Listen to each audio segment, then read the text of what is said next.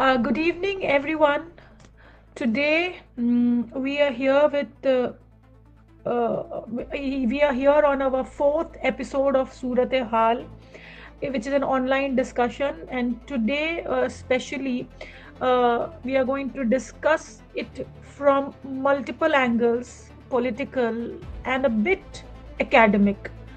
And that's why we have an expert with us who has been my teacher during my university days, Professor Sanjeev Mukherjee, former professor of University of Calcutta Department of Political Science. Thank you very much, sir, for your time and for all the activism and for all the encouragement that we get. People like us, your students, get seeing you fighting. With something unseen but still fighting. Something is there. And today, here, we are going to talk about the same. Why do we come across on the streets?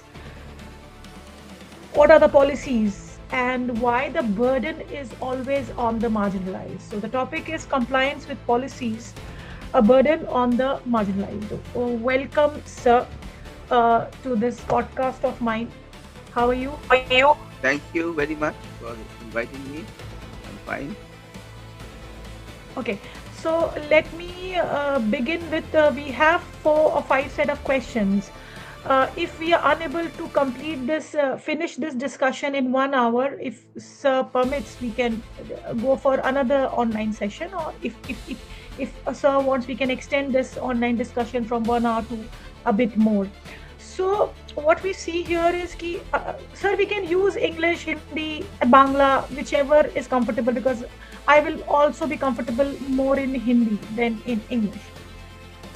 So, sir, what we see is the ECI right now, the Election Commission, इसको routine exercise बताते हैं और मास disenfranchisement जो हम देख रहे हैं, हमने बिहार में भी देखा था और हम बंगाल में भी अब उसको देख रहे हैं, और इतने ज़्यादा प्रोटेस्ट होने के बाद रिपीटेड एक्सक्लूजन अब नए नए चेहरों में आ रहा है. जैसे एक जो रिसेंटली बंगाल में हो रहा है, लॉजिकल डिस्क्रिपेंसी. और मेरी जब आपसे एक बार मुलाकात हुई थी तो आपने मुझे कहा था कि बताया था कि इंडियन स्टेट एक ऐसा स्टेट है जहाँ पे स्टेट या अथॉरिटी ये ऐसा प्रोसेस जो फॉलो करते हैं खुद नागरिक के पास आएगी, सिटीजन के पास आएगी, ना कि नागरिक को स्टेट के पास या इस प्रोसेस में. It's not the other way around. लेकिन अभी देखा जा रहा है कि हियरिंग्स में बहुत परेशान हाल है लोग. तो my question is, with this context, how should a democracy evaluate an administrative process? First, you reflect on what I just said, the context, and then we can move on to the questions, sir. तो I think ये context समझने के लिए हमें 24 का election देखना पड़ेगा. 24 में जो इलेक्शन हुआ था, पार्लियामेंट का इलेक्शन, उसमें मोदी और शाह का क्लेम था अब की बार 400 पार, पर रिजल्ट क्या आया कि उन लोगों को मेजॉरिटी नहीं मिला. वो ताज्जुब की बात है कि उन लोगों को, बीजेपी को मेजॉरिटी नहीं मिला, जहां वो चिल्लाते थे कि अब की बार 400 पार. उस इलेक्शन के बाद, उस हार के बाद ये एसआईआर शुरू हुआ है, क्योंकि अब उनको लगा है कि इलेक्शन प्रोसेस में कुछ करना पड़ेगा. जो लोग हमें वोट नहीं देते हैं, वोटर लिस्ट मैनिपुलेट करना पड़ेगा, लोगों को डिसएनफ्रेंचाइज करना पड़ेगा, विशेष करके वो वर्ग जो जिनसे उन्हें डर है, खतरा है, जिन पर उनका विश्वास नहीं है. पर इसी कॉन्टेक्स्ट में हमको एसआईआर समझना पड़ेगा. इस कॉन्टेक्स्ट को नहीं समझने से, देखने से हम एसआईआर का ये मामला समझ नहीं पाएंगे. Now this is making sense. But still, you just whenever I speak, sir, you just mute yourself because Yes, sir. Thank you so much. So the question: how should a democracy evaluate N administrative process? आपने तो कह दिया, आप तो farmer professor हैं sir, आप कह सकते हैं आपको पता है, लेकिन एक डेमोक्रेसी में जहां जनगण हो, वो इस एडमिनिस्ट्रेटिव प्रोसेस को लीगली वैलिड मान रही है, और लेकिन एक वाइड स्प्रेड कंफ्यूजन भी है, there is a wide spread confusion, fear, exclusion as well, especially marginalized communities. The compliance is falling disproportionately on the marginalized community. What do you have to say on this, sir?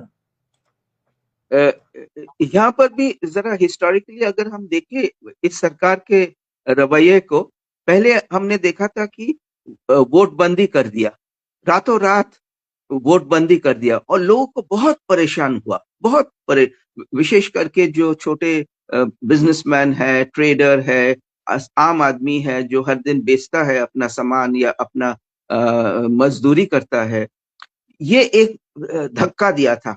फिर हमने देखा था कि रातों रात lockout declare कर दिया Covid के समय पर, लोगों को बहुत मुश्किल हुआ। तो ये जो स्टेट का जो रवैया है वो इंसान को, नागरिक को बहुत परेशान कर रहा है, परेशान करके उसको डरा रहा है, डरा कर उसको उसका कॉन्सेंट या उसका समर्थन ले रहा है। ये एक एक बहुत ही अजीब किस्म का मैथ साइकोलॉजी ये लोग तैयार कर रहे हैं, जहां क्लेम कर रहे हैं ये वोटबंदी देश के भला के लिए हुआ है, सब टेररिज्म खत्म हो जाएगा वोटबंदी के बाद, सब ब्लैक मनी खत्म हो जाएगा वोटबंदी के बाद। पर हुआ क्या? आज भी टेररिज्म है, आज भी ब्लैक मनी है। तो ये सब बकवास है। पर ये ऐसा एक मास साइकोलॉजी ये सरकार कर रही है कि ये सरकार बहुत जबरदस्त सरकार है, ये इसका लीडरशिप बहुत डिसाइसिव लीडरशिप है जो हर काम कर सकता है। तो इसके सामने हम सबको झुक कर रहना पड़ेगा, इसके सिवाय हमारा कोई वो नहीं है, और हमारे भले के लिए ही कर रहा है। इसलिए ये सब करने के बावजूद सरकार को समर्थन मिलती है। हमने देखा है कि 2014 के बाद हर एक इलेक्शन में, 24 के इलेक्शन को छोड़कर, इस सरकार का बहुमत मिला है, वोटर बेस बढ़ गया है। तो एसआईआर भी ऐसा ही एक धक्का है। पर मुझे लगता है कि ये इस बार काम नहीं करने वाला है, इस बार ये काम नहीं करने वाला है, क्योंकि हमारे देश में डेमोक्रेसी बहुत ही शक्तिशाली रूट्स है। यहाँ पर ये आप अगर दूसरे देशों की तरफ देखें, एशिया में या अफ्रीका में या लैटिन अमेरिका में, इतने सालों तक, 75 सालों तक किसी भी देश में डेमोक्रेसी टिका नहीं है। अथॉरिटेरियनिज्म है, या सिविल वॉर हुआ है हर एक देश में। आप हमारे आसपास के हर एक देश में, श्रीलंका देखिए, नेपाल देखिए, बांग्लादेश देखिए, पाकिस्तान, अफगानिस्तान, बर्मा में, अभी म्यांमार, हर एक देश में civil war, military dictatorship, democracy टिका नहीं है। कि इंडिया में डेमोक्रेसी टिका है। और डेमोक्रेसी का सबसे बड़ा, आम आदमी के लिए डेमोक्रेसी का सबसे बड़ा अर्थ है कि हर 5 साल या हर 3 साल, 2 साल पंचायत इलेक्शन हो, नगर पालिका इलेक्शन हो, स्टेट असेंबली इलेक्शन हो, पार्लियामेंट इलेक्शन हो, मैं सरकार को हरा सकता हूँ, सरकार को गिरा सकता हूँ, और कुछ नहीं कर सकता, ये कर सकता हूँ। अगर ये छीन लिया जाए, ये अधिकार छीन लिया जाए, तो इसका बहुत ज्यादा एक रिएक्शन होगा। पहले वोटबंदी या कोविड के समय सब कुछ बंद कर दिया, वो वैसा रिएक्शन नहीं होगा मेरे ख्याल से। और डेमोक्रेसी में यही तो होना चाहिए। डेमोक्रेसी का मतलब ये नहीं है कि स्टेट लीगली जो ऐसे करके इंटरप्रेट करे कि लीगली वो ठीक हो सकता है। और विशेष करके जब हमारे देश में जो इंडिपेंडेंट इंस्टीट्यूशंस है, जैसे सुप्रीम कोर्ट, मीडिया, ये आज सरकार के कब्जे में आ गए। हम देख रहे हैं कि सरकार के कब्जे में बहुत ज्यादा आ गया है। इलेक्शन कमीशन पहले हाँ, this is creating a trust deficit among us with democracy, with election commission. You are saying it rightly, but on the other hand, you are also supporting democracy. But given the scenario, whatever is happening around us, the how the one particular organization or a party is taking control of all the constitutional bodies, so it brings the it, somewhere or the other, people like us feel there is some kind of trust deficit. What do you have to say on that, sir? it's not just trust deficit, it's more than that. Democracy does not mean majority rule. Majority rule is just a matter of convenience. एक बड़ा देश है, इसमें सब लोग तो इकट्ठा होकर सरकार नहीं चला सकते, इसीलिए कन्वीनियंस के लिए, सुविधा के लिए मेजॉरिटी को इलेक्ट करता है, मेजॉरिटी सरकार बनाती है। पर इसका मतलब ये नहीं कि माइनॉरिटी का कोई राइट्स नहीं है। हर एक भी आदमी अगर सरकार के खिलाफ बोले तो उसका अधिकार है। यही फंडामेंटल राइट्स का पूरा जो सिस्टम है, मौलिक अधिकार है। मौलिक अधिकार यही गारंटी करता है कि एक भी व्यक्ति अगर सरकार के खिलाफ बोले या नारा लगाए या रास्ते में उतरे, उसका ये हक है। क्योंकि डेमोक्रेसी का मतलब ये नहीं है मेजॉरिटी रूल। मेजॉरिटी रूल सिर्फ कन्वीनियंस का मामला है। In principle democracy is not majority. तो आज के दिन में ये डेमोक्रेसी को मेजॉरिटेरियनिज्म में ट्रांसफर कर दिया है। और मेजॉरिटेरियनिज्म का इसका भी एक ऐतिहासिक सिलसिला है। अगर आप बीजेपी का जो यात्रा देखें, बीजेपी भारत में था नहीं, 2-4 राज्य में कभी कभी मिलजुल कर सरकार बना लेती थी। ये जब मंडल कमीशन आया और मंडल कमीशन के बाद देश में पिछड़े जातियों का रिजर्वेशन हुआ, उस टाइम बीजेपी ने एक काउंटर मूव लिया कि हम लोगों का एक सपोर्ट बेस तैयार करना पड़ेगा। और उस सपोर्ट बेस है हिंदुइज्म। हिंदुत्व के नाम पर ये राम जन्मभूमि का जो आंदोलन, वो मंडल कमीशन के बाद हुआ। जैसे मैंने कहा कि ये 84 का हार के बाद, मोदी के बीजेपी के हार के बाद ये इलेक्शन कमीशन SIR बन रहा है, या उसके पहले हमने देखा कि इलेक्शन कमीशन का पूरा कॉन्स्टिट्यूशन इन्होंने चेंज कर दिया। पहले था कौन? सुप्रीम कोर्ट का chief justice, leader of the opposition और प्राइम मिनिस्टर। ये 3 डिसाइड करेंगे। इसमें सरकार का मेजॉरिटी नहीं था, पर सरकार ने नया कानून बनाकर सुप्रीम कोर्ट के चीफ जस्टिस को इलेक्शन कमिश्नर कौन बनेगा उस कमिटी से हटा दिया।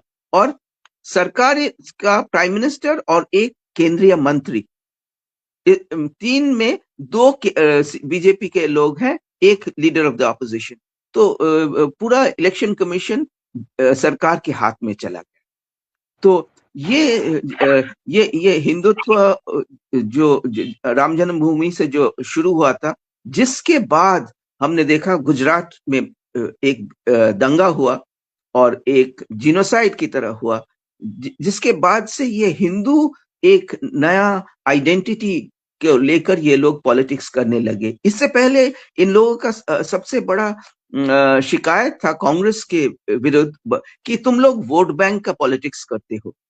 ये लोग क्या कर रहे हैं? एक ऑपोजिट वोट बैंक का पॉलिटिक्स कर रहे हैं। वो एक हिंदू वोट बैंक बना रहे हैं और हिंदुओं में एक डर का वातावरण ये आज प्रचार कर रहे हैं। जी, हिंदू इस देश में खतरे में है। हिंदू लड़कियों को लव जिहाद करके उठा ले जा रहे हैं।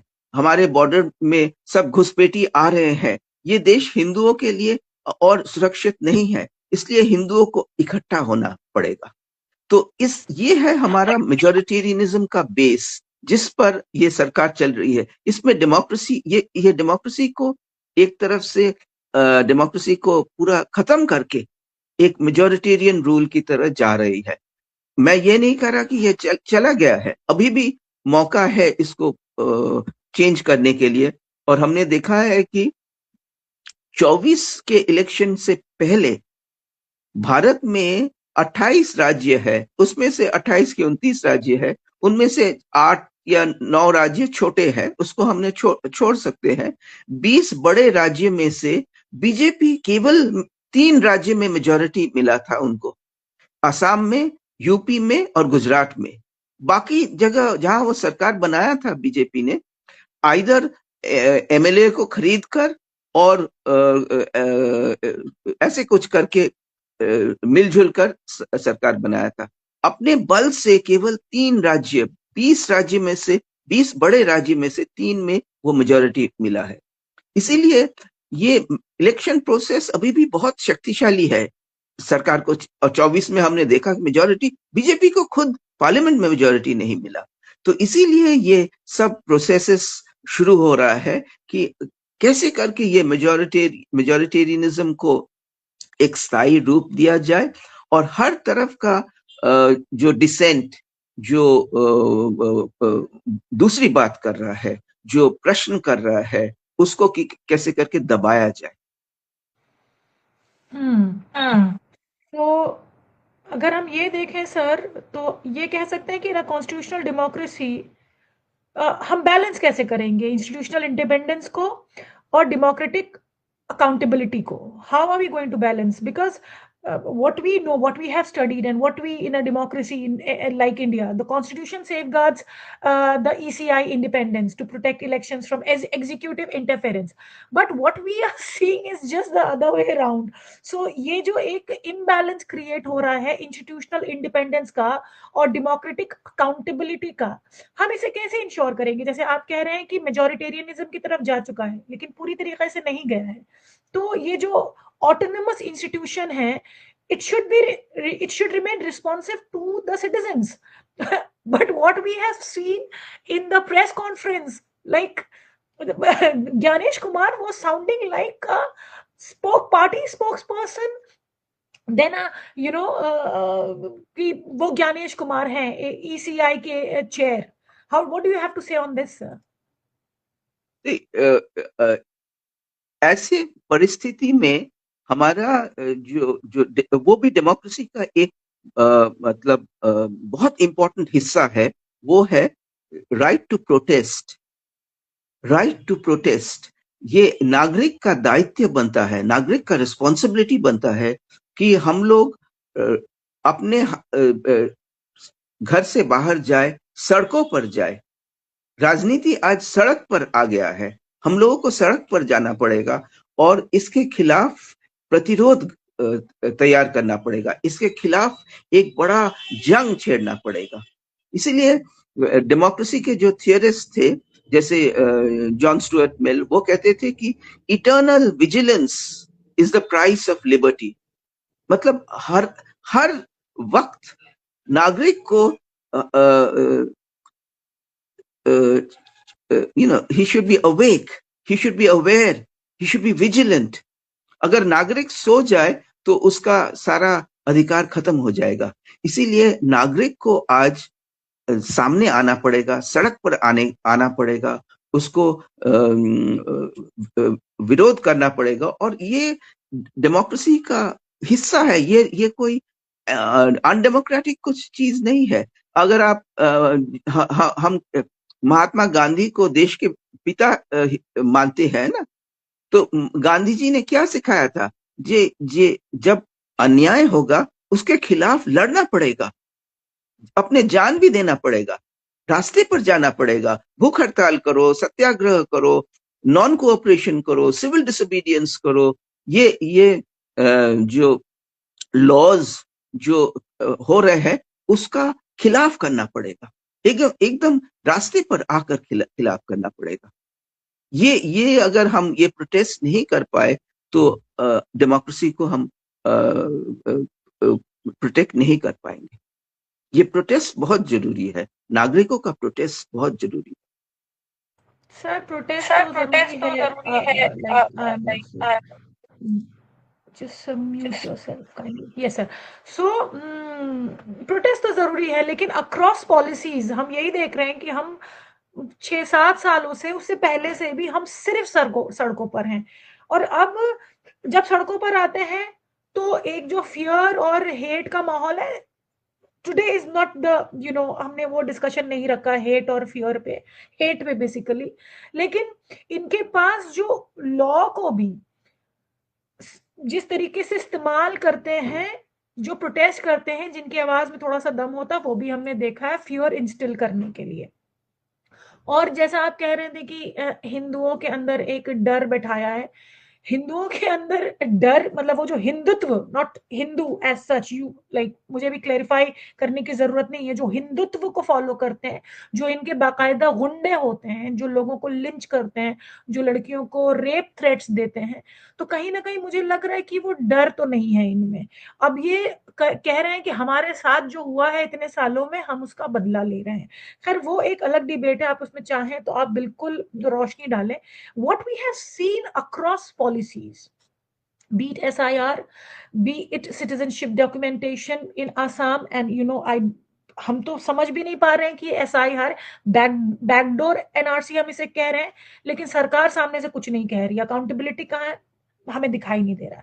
इकोनॉमिक शॉक्स जो हमें मिला है, आपने मेंशन किया नोटबंदी, उसके बाद में कोविड आपने मेंशन किया, माइग्रेंट लेबर्स को जो नंगे पैर कितने किलोमीटर्स आना पड़ा, कितने लोग मरे। तो हमेशा ना वो जो कंप्लायंस होता है, the compliance requirements tend to fall heavily mostly on those with least resources, जो पैदल चल के आए सर, जिनके पास डॉक्यूमेंट्स नहीं है, जिनके डॉक्यूमेंट जल गए, बाढ़ में बह गए, खत्म हो गए, जो कोस्टल एरियाज में रहते हैं, जो Banjara D notified tribe communities से आते हैं, या फिर जो थोड़े से आदिवासी होते हैं, जिनको इंस्टीट्यूशनल एक्सेस है ही नहीं।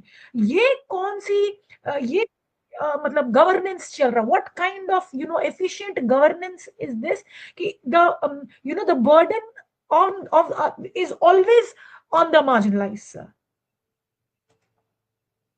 ये तो हमारा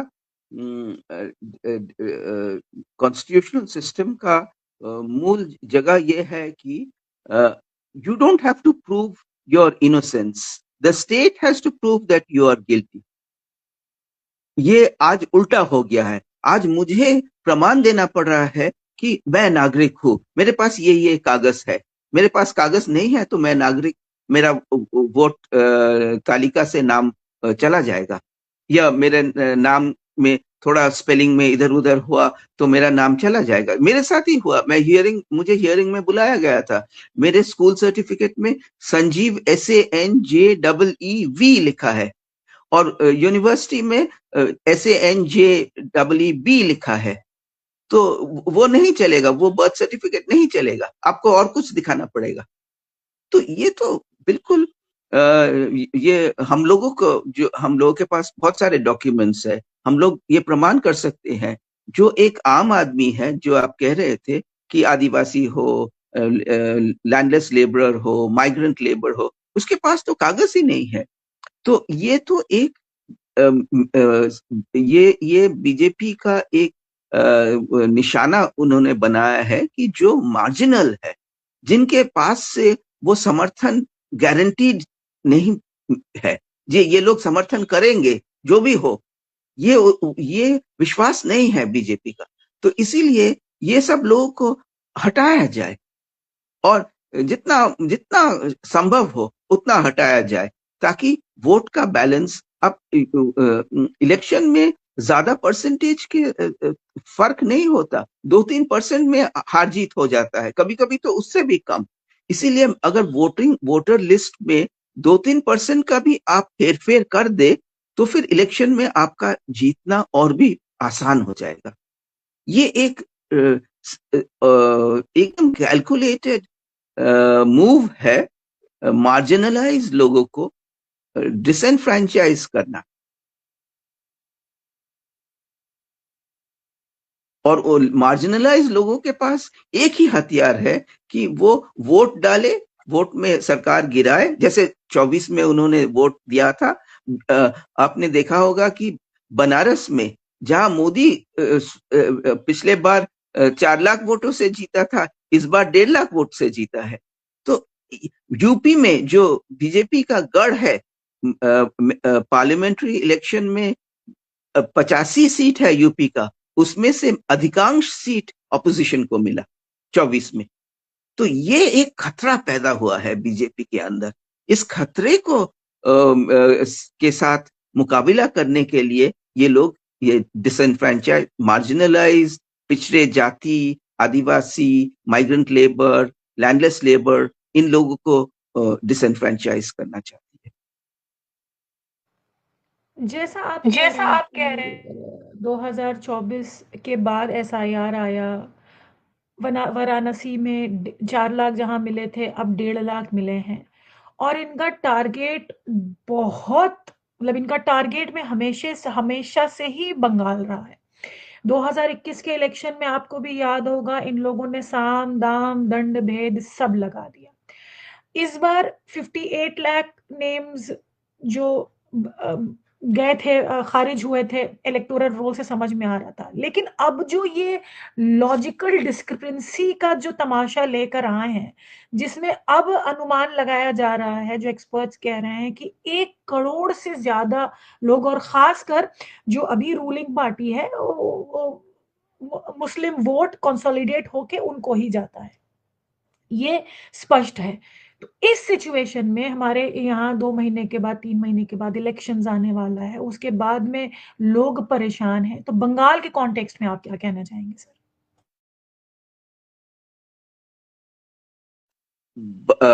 बंगाल तो बहुत ही साफ है कि उसके बीजेपी के टारगेट में है। और यहाँ का पूरा जो इलेक्शन स्ट्रेटेजी है, आप उनके इलेक्शन स्पीचेस देखिए, एक ही चीज पर वो जोर दे रहे हैं कि ये घुसपैठी, ये लोग बाहर से आ रहे हैं और हिंदू बंगाल में माइनॉरिटी बन जाएगा, और ये पोलराइज करना चाहते हैं। जो वोट बैंक का पॉलिटिक्स इतने सालों से बीजेपी कांग्रेस को के खिलाफ बोलती थी कि ये वोट बैंक का पॉलिटिक्स कर रहा है, कि आज बीजेपी वही वोट बैंक का पॉलिटिक्स कर रहा है कि ये हिंदू वोट को कंसोलिडेट करो, ये उसमें डर डर पैदा करो, और माइनॉरिटीज और जो भी, सिर्फ माइनॉरिटीज नहीं, जो मार्जिनलाइज सेक्शंस है, इन सबको डिसएनफ्रेंचाइज करो। तो अभी तो एक ही रास्ता है, इसके खिलाफ लोगों को सड़कों पर आना पड़ेगा। सुप्रीम कोर्ट ने अभी तक कोई स्पष्ट राय नहीं दिया इस बारे में। इतना कुछ हो रहा है, स्पष्ट राय नहीं दिया है। तो लोगों के पास क्या है? हमको इसके खिलाफ एक जंग छेड़ना पड़ेगा, रास्ते पर आना पड़ेगा। इसके सिवाय आज और कुछ नहीं है। ओके, इसके अलावा हमारे पास और कोई रास्ता नहीं है। अब थोड़ा सा वापस हम आते हैं कि हमारे जो एक्सपर्ट्स होते हैं, वी जो जो पॉलिसी मेकर्स होते हैं, उनके उनके पास से अगर हमें कुछ ऐसे बयान आ जाते हैं, मतलब हर चीज को, अगर डॉलर मजबूत हो रहा है, रुपया गिर रहा है, तो उसमें भी है कि हमें डॉलर से क्या लेना देना।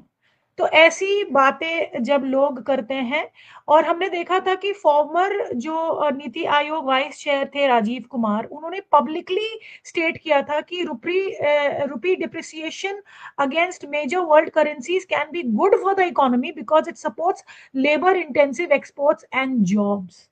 So this is coming from Rajiv Kumar, who is an former Niti Aayog vice chair. He's like, what is the headline and what is the reality? He's creating headlines because of his statement, but what is the reality, sir? See, nowadays most of the experts, the government is choosing all its experts who are just yes men. They are not experts, they are yes men.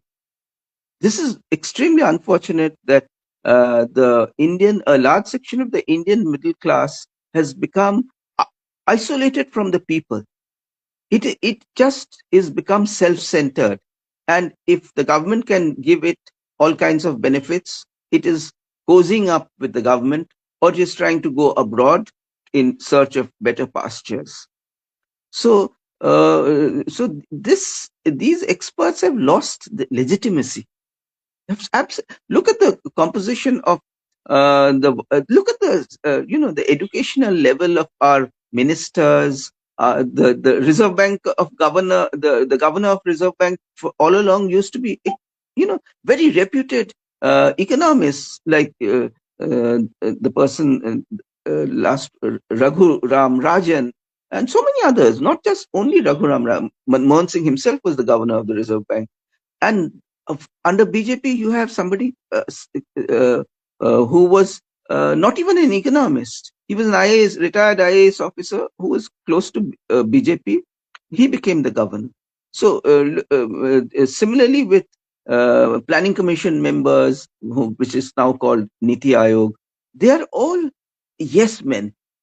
This is the, I mean, most unfortunate thing that has happened in India, that in addition to the this is happening because in addition to attack on the media and the Supreme Court or the judiciary, the other thing which is happening in India is intellectuals are being sidelined and persecuted.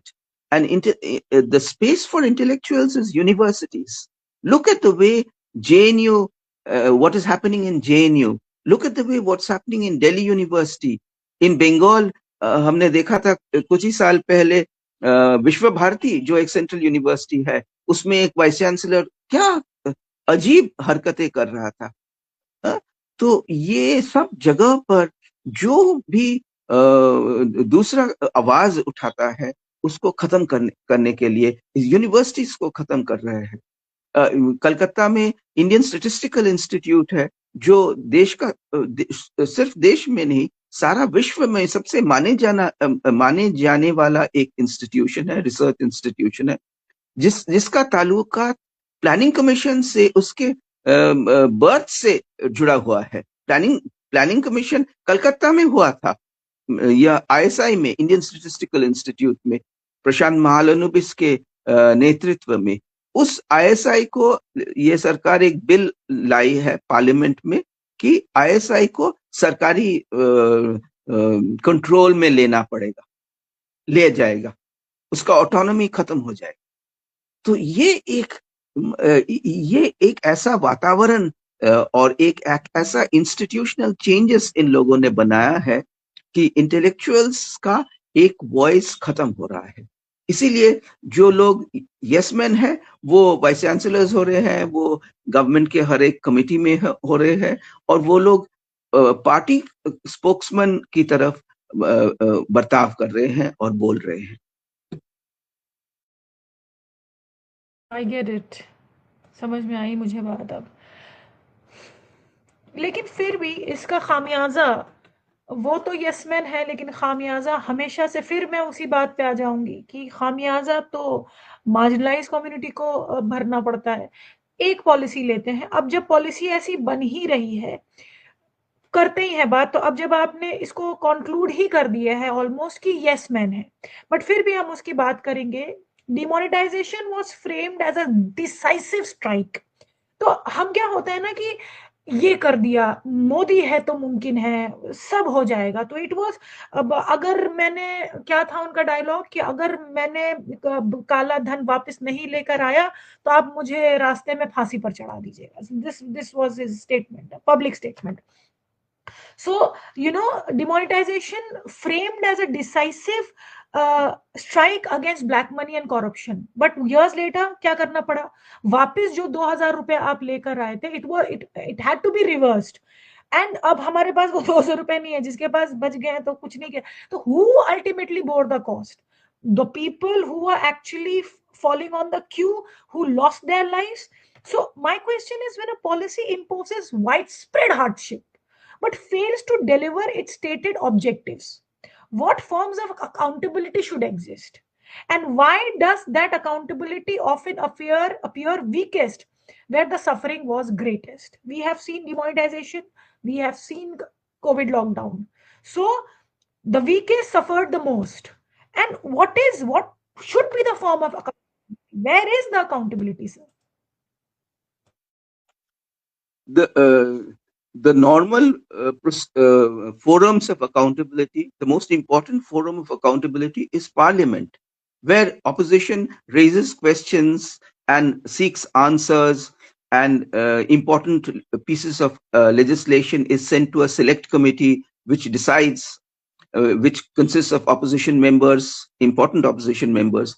Today, Parliament has been silenced. The Speaker was all along an independent person who ensured that debates took place properly.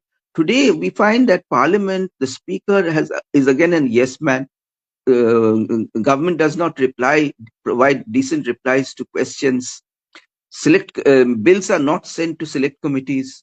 The majority steamrolls itself in Parliament, and if something more happens, people are expelled. We had seen Rahul Gandhi being expelled from Parliament. We had seen Mahua Moitro being expelled. We had seen more than 100 members suspended from Parliament for raising questions, for opposing bills. So Parliament as a forum has ceased to exist as a place for accountability. पहले क्या था कि parliament में अगर आप सख्त सवाल करो तो डरते थे सरकार, क्योंकि पार्लियामेंट में जो सवाल होगा उसका उसके ऊपर बातचीत होगा मीडिया में भी, मीडिया भी उसके कब्जे में है। पार्लियामेंट को खत्म कर दिया। लोग पहले क्या करते थे कि सुप्रीम कोर्ट जाते थे, हाई कोर्ट जाते थे, जे हमको न्याय मिलेगा वहां से। आज वहां से भी न्याय नहीं मिल रहा है। हमने देखा कि एक केस में दो छात्र, जेएनयू के छात्र उमर खालिद और शार्जिल, ये लोग 5 साल हो गए, 5-6 साल हो गए, अभी तक बेल ही नहीं मिला, चार्ज भी नहीं फ्रेम हुआ, केस का हियरिंग भी नहीं हुआ, और सुप्रीम कोर्ट इन लोगों को बेल नहीं दे रही है। जब स्टैंडर्ड प्रोसीडियर है कि bail is the rule, jail is the exception. ये उल्टा हो गया आज। तो जुडिशरी, मीडिया, पार्लियामेंट, ये 3 फोरम थे अकाउंटेबिलिटी के। ये 3 फोरम आज अकाउंटेबिलिटी इंश्योर नहीं कर पा रहा है। तो अब क्या है, अब ये पैरेलल मीडिया है, जैसे आप कर रहे हैं, यूट्यूब चैनल्स बहुत सारे हैं, ये पैरेलल मीडिया है, पैरेलल प्रेस है। ये एक फोरम है जहां पर डिबेट हो रहा है, जहां ये सवाल उठ रहा है। और दूसरा फोरम है, दूसरा अकाउंटेबिलिटी इंश्योर करने के लिए लोगों को प्रोटेस्ट करना पड़ेगा, पब्लिक डिबेट्स चलाना पड़ेगा। पब्लिक डिबेट्स जो आप कर रहे हैं ये बहुत ही इंपॉर्टेंट चीज है, और इसके साथ प्रोटेस्ट, क्योंकि हमारा इंस्टीट्यूशनल स्पेसेस आज लगभग खत्म हो रहा है। इतना वो श्रिंक हो गया है कि वहां पर कुछ इफेक्टिव हो नहीं पा रहा है। और आप जो कह रहे थे कि मार्जिनलाइज पर सबसे ज्यादा अटैक हो रहा है, उसका एक और एग्जाम्पल मैं देना चाहूंगा, वो है मनरेगा। वो 100 दिन का जो Mahatma Gandhi national employment guarantee scheme था, वो उसको खत्म कर दिया। ये विश्व का सबसे बड़ा एम्प्लॉयमेंट जनरेशन स्कीम था, और इससे गरीब आदमियों को बहुत सुविधा मिलती थी। 100 दिन ना हो, 50 दिन, 60 दिन, 70 दिन काम मिलते थे, और आज उसको खत्म कर दिया। तो ये हर एक जो स्टेप्स है वो मार्जिनलाइज पर, जो सबसे पिछड़े दबे हुए लोग हैं, जिनका वॉइस नहीं है, जो सामने अपना बात नहीं रख पाते हैं, उन पर सबसे ज्यादा आज ये धक्का लग रहा है। तो सर इसी सूरत हाल में जो सस्पेंशन की बात आपने की, रिपीटेडली उनके जो ऑपोजिशन एमपीज थे उनको, और फिर प्रोपागेंडा जो जो फोर्थ स्तंभ, चौथा स्तंभ जिसको कहा जाता है, जो मेन स्ट्रीम मीडिया है, वो तो गोदी मीडिया नाम ही दिया उनको रवीश कुमार ने। तो अब इसी इसी इसी कॉन्टेक्स्ट में again another question, does in this context does procedural legality risk becoming a tool for majoritarian dominance rather than democratic governance? Because आपने कहा है कि अभी भी डेमोक्रेसी बाकी है, लेकिन ये जो सारे एग्जाम्पल्स आप दे रहे हैं, जो सारे रेफरेंसेस आप दे रहे हैं, तो ये how much does the procedural legality be at risk and a tool of majoritarian dominance? सब नहीं, ये तो एकदम साफ है कि हर एक प्रोसीड्यूरल लीगल प्रोसीडियर्स को तड़ोड़ मरोड़ कर,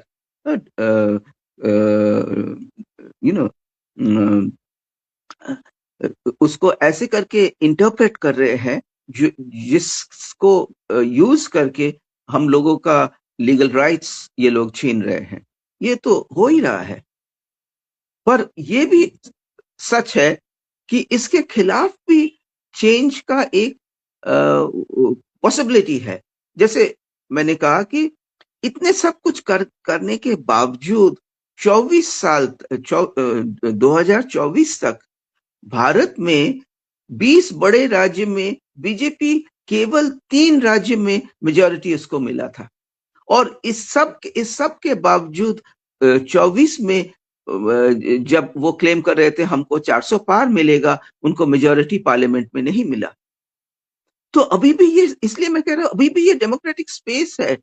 ये मतलब अगर हम हर वक्त कहे जैसे बिहार में कुछ लोग कह रहे हैं कि ये एसआईआर के लिए नीतीश कुमार को, बीजेपी को फिर से मेजॉरिटी मिल गया। ये पूरा सच नहीं है। ऑपोजिशन के बहुत सारी खामियां थी। ऑपोजिशन ने ठीक तरफ से अलायंसेस नहीं कर पाया। ऑपोजिशन में इतना फूट है, वो लोग ठीक तरह से काम नहीं कर रहे हैं, इसीलिए उसका जो एडवांटेज बीजेपी ले रही है। ये कि मतलब इसलिए मैं कह रहा हूं कि अभी भी डेमोक्रेटिक स्पेस बाकी है। ये ऐसा नहीं है कि अभी इस डेमोक्रेटिक सिस्टम में कुछ नहीं होगा। इस डेमोक्रेटिक सिस्टम में अभी भी through protest we can reclaim that space. We have to take back what we have lost. इसके बाहर नहीं, इसके अंदर ही हमको लड़ाई करना पड़ेगा।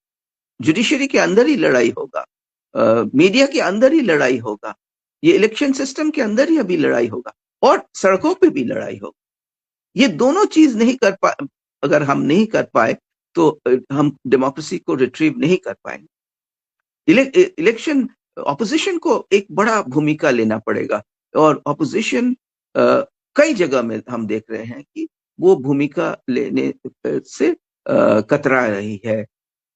जैसे बंगाल में आप देख रहे हैं कि बीजेपी के खिलाफ ऑपोजिशन एक नहीं हो रहा है। बिहार में हमने देखा था, इतना खामियां थी, इसीलिए नहीं जीता। करेक्ट सर, ये तो पॉइंट बहुत ही सिग्निफिकेंट पॉइंट है, और हम खुद चाहते हैं कि ऑपोजिशन डेमोक्रेसी का मतलब ही क्या होता है कि सर एक स्ट्रॉन्ग ऑपोजिशन। तो yes, this is very unfortunate, and I don't no कि वो जो पावर का एरोगेंस रहता है वो कब तक रहेगा, एंड कब every party has their own agenda and their own ideology, but still it is time कि अगर सबको आपसे प्रॉब्लम है, इतना इतना corruption, इतना hate, इतना polarization हो गया है। another question sir, on with respect to hate and polarization, if you ask me, like मुझे तो जो जितने कॉम्युनल, अगर हम आरएसएस और बीजेपी को कहते हैं, तो हमारे यहाँ भी तो वही हो रहा है। ये जो I do not wish to talk about it, but I want to, so that the Muslims watching me here understand. बहुत सारे सेंसिबल मुस्लिम हैं जो बिल्कुल भी तूल नहीं देते हैं जो हुमायूं कबीर कर रहे हैं। तो एक भी सेंटिमेंटल इशू आ जाना, और उसमें जो हमने मुर्शिदाबाद में देखा सर, उसके बाद एडमिनिस्ट्रेशन ने या उसके बाद क्या हुआ वो नहीं है, लेकिन कहीं अगर चूक होती है तो उसको बोलना, ये मुसलमानों के लिए भी बहुत प्रॉब्लमैटिक हो जाता है। मुसलमानों के ऊपर जुल्म हो रहा है, इस्लामोफोबिया है, हेट है, लिंचिंग है, सर्वाइवल का मसला है, लेकिन अगर हुमायूं कबीर जैसा बंदा खड़ा हो जाता है, फंडेड है ये भी मानती हूँ, उसके पीछे इतने लोग खड़े हो जाते हैं, समझ नहीं है उनको, लेकिन बाकी लोग कहाँ हैं जो उसको कंडेम नहीं कर रहे हैं? लोग भी कर रहे हैं, लेकिन वो नजर क्यों नहीं आ रहे हैं सर? ये सवाल मेरा आपसे है। नहीं, ये वाजिब सवाल है। ये माइनॉर मुस्लिम्स पॉलिटिक्स में एक वॉइसेस सामने उभर कर नहीं आ रहे हैं। बहुत सारे वॉइसेस आना चाहिए ना। मुस्लिम का एक ही वॉइस में क्यों बात करेगा? उनमें जो पब्लिक डिबेट होना चाहिए, ये पब्लिक डिबेट नहीं हो रहा है मुस्लिम सोसाइटी में। जैसे पर्सनल लॉ पर डिबेट होना चाहिए। ये डिबेट, ये पब्लिक डिबेट मुस्लिम सोसाइटी में आज नहीं हो रहा है।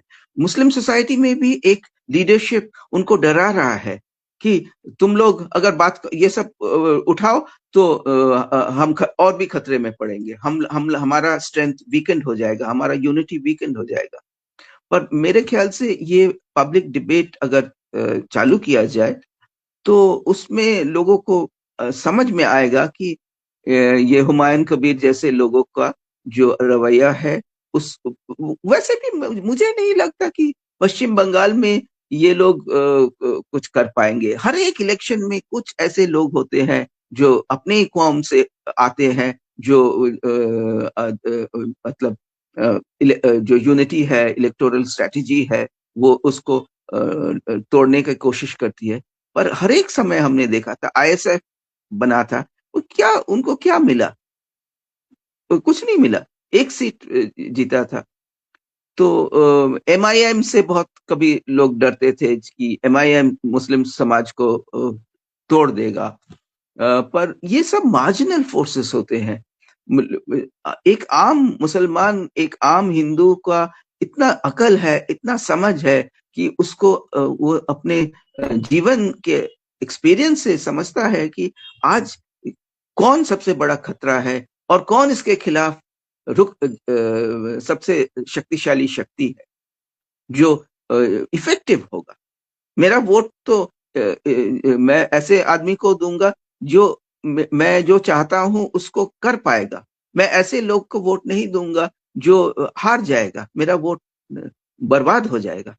इसीलिए आम आदमी ये समझता है, और मैं ये नहीं समझता कि ये फोर्सेस कुछ बिगाड़ सकेंगे पश्चिम बंगाल में।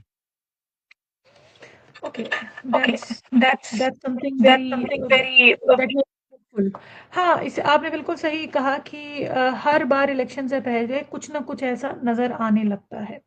सर आपने कुछ वक्त पहले आपने मेंशन किया था ये घुसपैठिया, रोहिंग्या, घुसपैठिया, बांग्लादेशी, यहाँ तक कि अब बंगाली बंगाली जिस तरीके से, बंगाल नहीं, अगर बंगाल से रहने वाला ही, चाहे वो हिंदू हो या मुसलमान हो, वो जिस तरीके से और राज्यों में टारगेट हो रहा है और जो पड़ोस में भी हो रहा है, तो ये पॉलिटिक्स अगर देखें तो बिल्कुल साफ साफ नजर आता है कि क्या कनेक्शन है क्या नहीं है। लेकिन इस सारे सूरत हाल में जो बंगाली गरीब है, जो लेबर क्लास का है, जो कहीं और जाता है काम करने के लिए, या फिर अगर मैं Bengali, if I speak in Bengali और if you are a Bengali, तो वो कहीं ना कहीं से विलीफाई हो जाता है। अगर वो मुसलमान है तो वो और भी ज्यादा विलीफाइड है। रोहिंग्या इनको कितने मिले? ये जो एसआईआर करवाया इन लोगों ने, बांग्लादेशी इनको कितने मिले?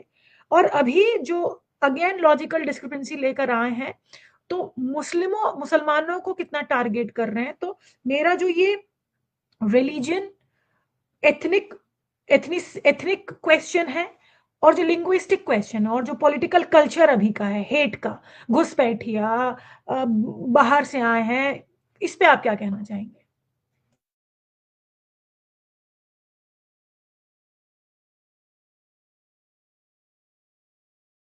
Sir kindly unmute, kindly unmute.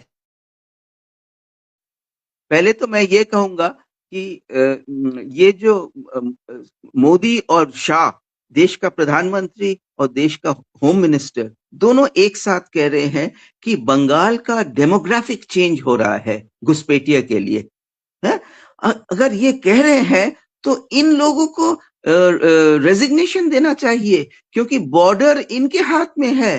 केंद्रीय सरकार का ये जिम्मा है कि बॉर्डर को सुरक्षित रखे। बीएसएफ केंद्रीय सरकार का ऑर्गेनाइजेशन है। बॉर्डर एरिया, बॉर्डर को सुरक्षा रखने का पूरा अधिकार केंद्रीय सरकार को है। अगर घुसपैठिया आ रहे हैं और डेमोग्राफिक चेंज हो रहा है तो इसके जिम्मेवार तो केंद्रीय सरकार है पहले। ये तो मुझे ताज्जुब लग रहा है कि ये लोग इसको स्टेट गवर्नमेंट पर इल्जाम लगा रहे हैं कि स्टेट गवर्नमेंट के लिए ये घुसपैठिया आ रही है। ये एक मतलब it's a laughable thing to say, absolutely laughable thing to से।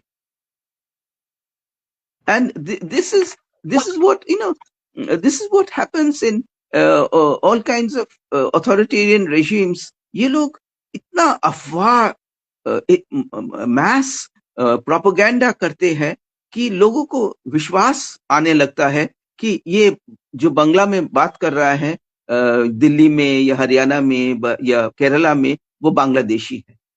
इस ये एक प्रोपेगेंडा के लिए, और वेस्ट बंगाल इस और भी टारगेटेड इसलिए है कि वेस्ट बंगाल में बीजेपी अंदर घुस नहीं पा रही है, तो इसलिए इसको टारगेट करना है और ये डर का वातावरण पैदा करना है कि घुसपैठिया आ रहे हैं, तो फिर ये फिगर्स देना पड़ेगा। अगर इन लोगों ने भारत के इतिहास में कभी अब ऐसा नहीं हुआ कि हर 10 साल में जनगणना होता है, सेंसस होता है। मोदी के जमाने में पहली बार 10 साल में जो जनगणना होना था उसको नहीं किया। ठीक है, 21 साल में नहीं कर पाए, 22 साल में करो, 23 में करो, अभी 26 हो गया, अभी तक नहीं किया। जनगणना से ही तो मालूम होगा कि कौन कितना डेमोग्राफिक चेंज हो रहा है।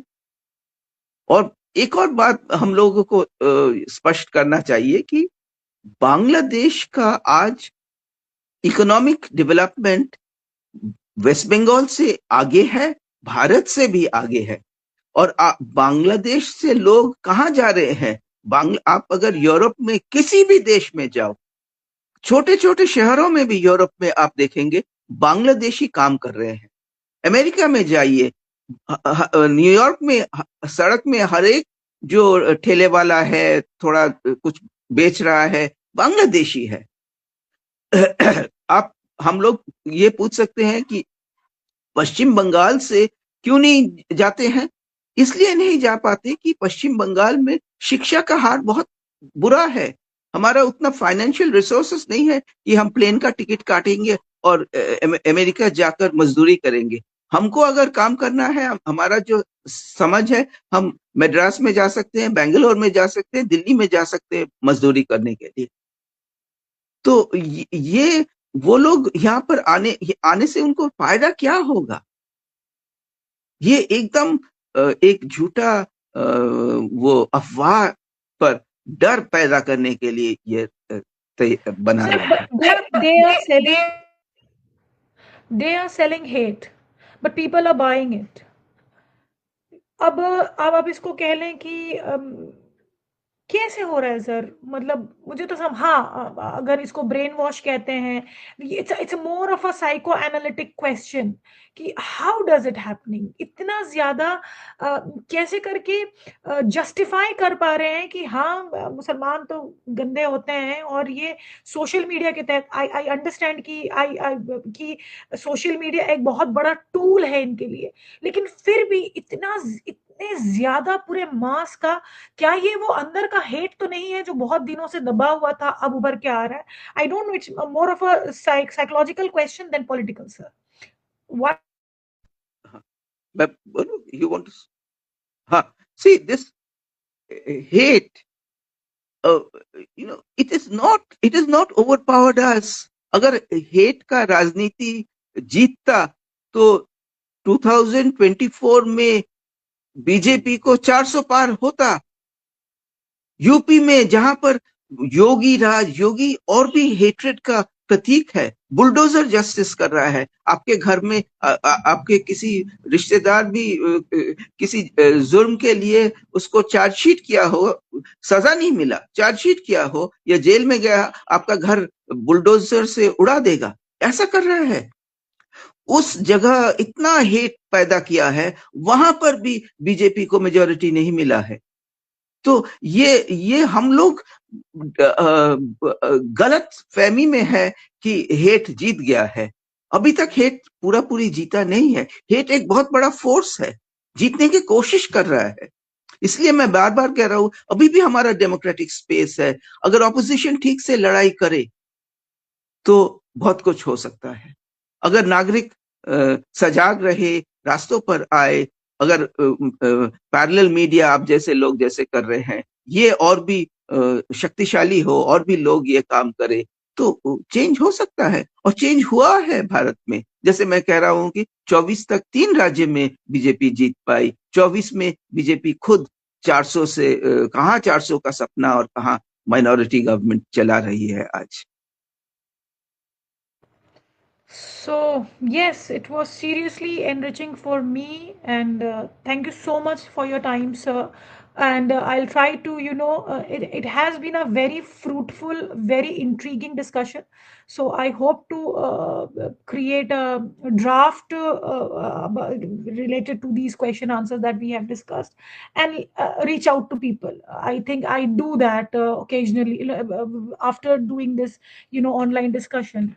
I try to reach more people as I can. So thank you so much, sir. Hope to meet you again on the street and again like this, sir. Thank you so much. Have a good night. Thank you for organizing this. You're doing a great job. I am really Thank you. proud of you. Thank you, sir. Take care. Good night. Good night.